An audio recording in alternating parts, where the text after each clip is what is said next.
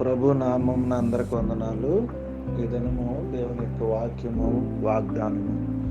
నాశనకరమైన గుంటలో నుండి, జిగటగల దొంగ ఊబిలో నుండి ఆయన నన్ను పైకెత్తును. నా పాదముల బండ మీద నిలిపి నా అడుగులు స్థిరపరిచేదను. కీర్తన 42. దేవుని బిడ్డలారా, సంఘము లేక ఎక్లెసియా అనగా బయటికి లాగబడుట అని అర్థం.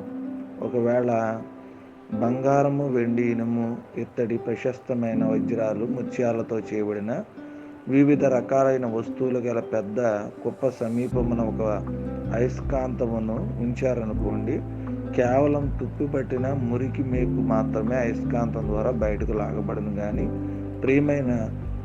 లాగబడను కానీ విలువైన వస్తువులు విడిచిపెట్టబడను. అదే రీతిగా క్రీస్తు దరిద్రులను, తప్పిపోయిన, పశ్చాత్తాపడిన, అపిత్తులైన పాపులను ఆకర్షించును కానీ లోకంలో అహంకారులను, సంపన్నులైనటువంటి వ్యక్తులను ఏమాత్రమూ ఆయన వద్దకు రాలేరు. ఎక్లేషియానుగా బయటికి లాగబడ్డ, ఇది క్రీస్తు ద్వారా లోకంలో నుండి బయటకు లాగబడిన వారిని గురించి మాట్లాడుచున్నది. వారు పామరులైనను, లోకంలో అత్యున్నతమైన ఏ అర్హత లేని వారైనను దేవుని దృష్టిలో చాలా ప్రశస్తమైన వారగుదురు. అట్టి ప్రజలను గురించి మన ప్రభు, నేను మిమ్మల్ని లోకంలో నుండి ఏర్పరచుకుంటేనని దేవుడు చెప్తున్నాడు. ఇలాంటి సంఘమునకు మనము చెందినవారుగా ఉండాలి. యేసు ప్రభు లోకంలో నుండి నిన్ను బయటకు లాగిన నిజంగా మనం చెప్పగల, నీవు క్రైస్తవ పేరు కలిగి ఉన్నందున, లేక బైబిల్ జ్ఞానాన్ని కలిగి ఉన్నందున ప్రభువును చెంది ఉన్నామని మనం తలంచవద్దు.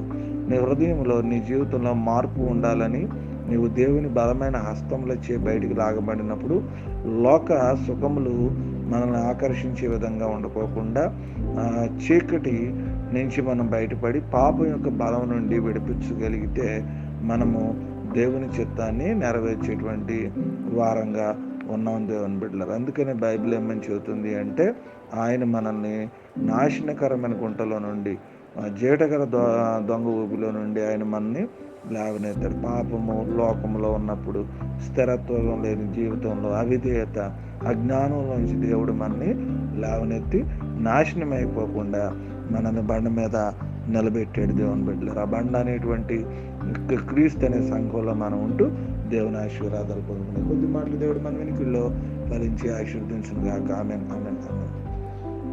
ప్రార్థన. అత్యున్నత సింహాసనాసీనుడా, సర్వాధికారి, నిరంతరము స్తోత్రార్హుడైన మా తండ్రి, మీ ఘనమైన మీ మహిమగల నామానికి వందనాలు, స్తోత్రాలు తెలియజేస్తూ ఉన్నాను.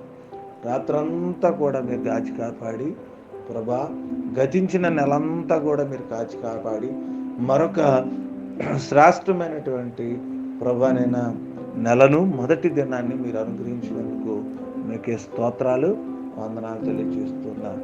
అయా, ఈ ఉదయకాల సమయంలో మిమ్మల్ని ఆరాధించే ధన్యత, మీ నామాన్ని మహింపరిచే ధన్యత, అయా మీ నామాన్ని ఘనపరిచే ధన్యత, మీ నామాన్ని స్తుతించే ధన్యత మాకు మీరు అనుగ్రహించినందుకు మీ స్తోత్రాలు, వందనాలు తెలియజేస్తూ ఉన్నాను. అయా, మా కుటుంబాలను, మమ్మలను పేరు పేరున మీ చేతులకు అప్పగిస్తూ ఉన్నాం. మా కుటుంబాల్లో ఉన్న అవసరతలను తీర్చమని ప్రార్థన చేస్తున్నాం. అయా, వాక్యపు వెలుగులో నుంచి, నాశనకరమైన గుంటలో నుండి, గల దొంగ ఊబిలో నుండి ఆయన మమ్మల్ని పైకి లేదు. నిజమే ప్రభా, మేము పాపంలో ఉండిపోకుండా, నాయన లోకంలో ఉండిపోకుండా, ప్రభా నశించిపోకుండా మమ్మలను మీరు ఆకర్షించి ప్రభా లావనెత్తినందుకు మీ స్తోత్రాలు.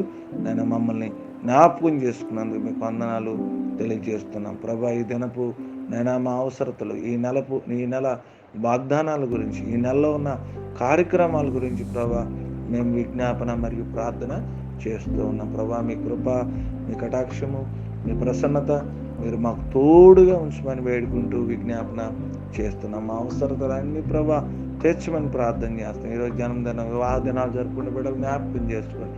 ఈ నెలలో ఉన్న ప్రత్యేకమైన ఎగ్జామ్స్ని ప్రభా, ప్రత్యేకమైనటువంటి బిడ్డల అవసరతలను తీర్చమని ప్రార్థన చేస్తాం. ఈ నెల అంతా కూడా కాచి కాపాడి సంరక్షించమని అడుగుతున్నాం ప్రభా. నూతన ఆశీర్వాదంతో, నూతన వాగ్దానాలతో, నూతన దీవులతో దయచేయమని ప్రార్థన చేస్తాం ప్రభా. ముఖ్యంగా కొన్ని దినాల నుంచి జరుగుతున్నటువంటి ప్రభానైనా మత సంబంధమైనటువంటి విషయాల్లో సుప్రీంకోర్టు నుంచి మంచి తీర్పు మీరు మాకు నేను అనుగ్రహించినందుకు మీరు స్తోత్రాలు తెలియజేస్తున్నాం.